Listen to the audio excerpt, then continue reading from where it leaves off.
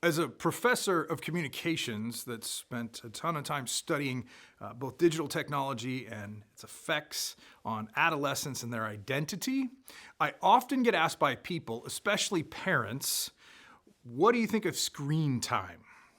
And this is a popular question right now that a lot of people are asking. What do you think about screen time for kids and even for adults? And my response is to nuance the answer and say this. Not all screen time is created equal. We have this sense that, well, there's this many hours of media, somewhere between 6 and 8 hours of media, depending on which study you read, says that students and adults are all watching or playing or doing something on a screen, but they're not all the same kinds of engagements. See, in my mind, there's two different kinds of screen time. The first one I would call passive screen time. Passive screen time would be any form of media that you watch through a screen that requires you to be in the receiving position, in a receptive mode. So that would be things like YouTube videos or Netflix shows or TV shows or sporting events where you are literally just watching those things. Now, I don't have a problem with passive media. I think it's really good because there's some amazing stories and amazing experiences that can happen as I listen. But I'm still recognizing that I am in a passive mode, a receiving mode in that moment. That's different, however, and unfortunately gets lumped together is the other kind of screen time, and that is participatory screen time. So there's passive screen time, I'm receptive. Participatory screen time, I'm actually active. I'm interacting with what's going on. Participatory screen time, things like video games, things like apps that are actually teaching me to learn.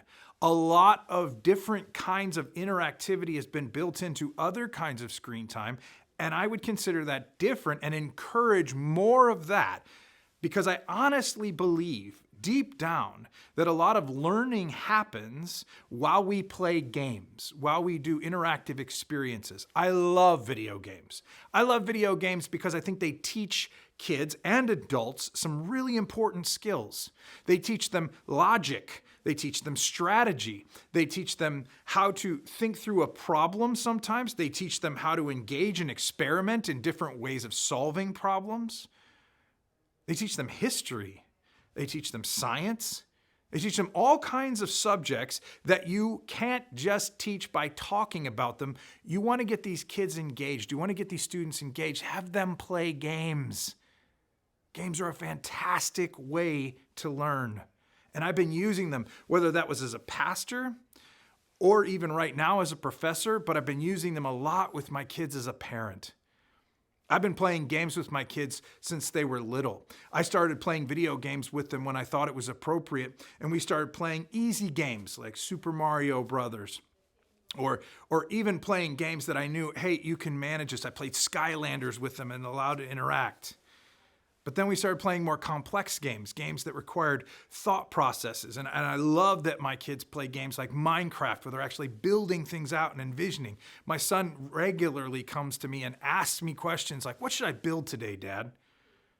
That's not the same kind of media as when he's watching YouTube for 30 or 40 videos in a row. They're different. And I believe that participatory media, active media, when it gets lumped together, everyone will say, well, this is all just screen time. That's not the case. I would encourage, and here's my recommendation, because people often ask, well, what do you think they should be? Here's what I would tell you. I think that you should try, in terms of screen time, to work in a 2-to-1 ratio. A 2-to-1 ratio of 2 for every 1 hour, 1 unit, whatever you want to call it, of passive media that you're engaged in. You should have 2 that are participatory, 2 that are active, that are engaged. And I'm open to this being all kinds of different things. There are apps out there right now that are digital chemistry sets, or that will allow you to build your own universe. There are apps that will allow you to play strategy games like chess with AR. There's some amazing things that can happen, but they're interactive. They're not simply sitting in a receptive position listening to whatever that person said. They are interacting and thinking and engaging and playing. So let me give you some suggestions when it comes to that participatory media. The first thing is this: recognize that the media has to be appropriate for the level of experience and maturity of the kid that you're talking about. I played easy games with my kids when they were little. I play more complex games with them now.